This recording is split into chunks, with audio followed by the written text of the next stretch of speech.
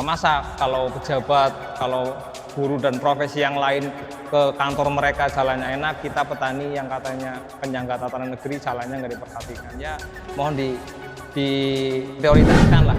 Puluhan masyarakat melakukan perbaikan jalan pertanian yang berada di perbatasan Desa Barekbek, Sukadakara, dan Desa Kalapa Sawit, Kecamatan Lakbok, Kabupaten Ciamis, Jawa Barat pada Minggu 12 Januari 2025. Pantauan di lapangan, puluhan petani tampak meratakan batu cabluk di jalan yang sudah rusak menggunakan alat seadanya. Meski tanpa peralatan yang memadai, mereka begitu semangat memperbaiki jalan sepanjang 600 meter sejak pagi hari. Bahkan sebelumnya mereka sudah melakukan perbaikan secara bertahap. Miftah, Ketua Komunitas Petani Muda Lare Terbis, mengatakan, pengurukan jalan usaha tani ini lantaran kondisinya sudah tidak layak. Bukan hanya warga yang mayoritas adalah petani yang menggunakan jalan tersebut, namun para siswa juga melewati jalur ini untuk pergi ke sekolah yang tidak jauh jaraknya. Pihaknya sengaja menginisiasi gerakan tersebut karena sudah sejak lama kondisi jalannya rusak. Ia memperkirakan sekitar 5 tahun lamanya belum tersentuh perbaikan dari yang berwenang. Menurutnya, kondisi jalan rusak ini sangat mengganggu produktivitas pertanian. Sebab para petani ketika ke sawah menjadi semakin lama, apalagi setelah musim tanam harus sering memantau perkembangan padinya. Jalan tersebut sambungnya membelah areal persawahan dari 5 desa, yakni Barekbek, Kalapa Sawit, Lakbok, Cintajaya, dan Kertajaya. Meski begitu, rata-rata pemilik sawahnya dari 3 desa, yakni Barekbek, Kalapa Sawit, dan Sukadakara. Ini kerigan atau swadaya masyarakat, pengurukan jalan usaha tani. Kalau jalannya kurang tahu sih ya, tapi yang biasa orang sini mengatakan jalan Kulon Brokapur atau jalan Pentasan atau jalan Klepusari lah biasanya. Karena sudah bisa dikatakan kurang layak dilewati lah ya. Apalagi ini kan statusnya walaupun jalan kabupaten tapi kan jalan usaha tani, Pak. Jadi ini untuk lalu lintas petani ke sawah juga anak sekolah gitu. Jadi memang kita swadaya untuk ini karena ya jalan usaha tani, Pak, buat petani ngantor ke sawah. Yang jelas dampaknya mengurangi produktivitas, Pak. Karena kan gini, ketika jalan rusak, susah dilalui, petani kan memerlukan waktu lama, Pak, karena jalannya rusak. Juga ketika padi ditanam, itu kan harus sering dijenguk, ditiliki ya, dijenguk. Nah, kalau jalannya susah, rusak kan manusiawi, Pak. Petani itu malas ketika mau untuk merawat gitu. Ini efeknya kan panjang untuk produktivitas hasil pertanian. Dalam perbaikan jalur ini tidak mengandalkan dana dari pemerintah, anggota dewan maupun dari unsur pemerintah lainnya. Ia hanya mengandalkan dari para donatur yang mana mayoritas petani sekitar. Bahkan dalam pengumpulan donasi untuk membeli bahan batu cabluk ini, pihaknya tidak mematok besaran uang iurannya. Sehingga mempersilakan siapa saja yang peduli terhadap jalan demi kepentingan bersama.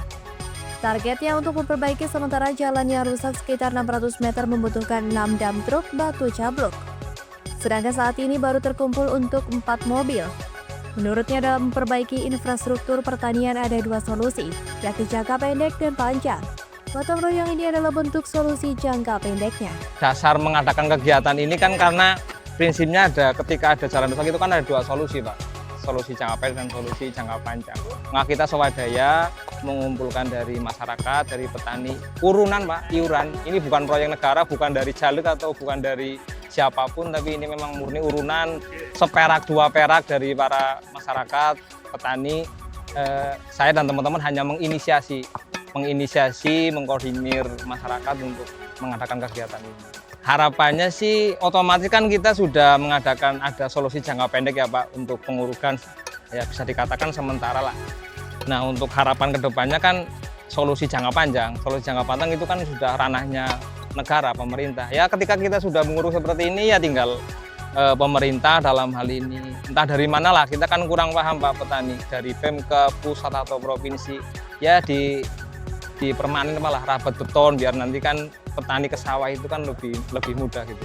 Dirabat beton lah kan biar enak orang ke sawah. Masa kalau pejabat, kalau guru dan profesi yang lain ke kantor mereka jalannya enak, kita petani yang katanya penyangga tatanan negeri jalannya nggak diperhatikan. Ya mohon diprioritaskan lah untuk kedepannya. Kita kan petani kan tahunya lewat kita juga belum ada info. Katanya sih ada beberapa dari yang menyampaikan bahwa ini katanya sudah diusulkan, tapi pertanyaannya sudah diusulkan kapan, terus kemana, terus realisasinya kapan kan kita nggak tahu.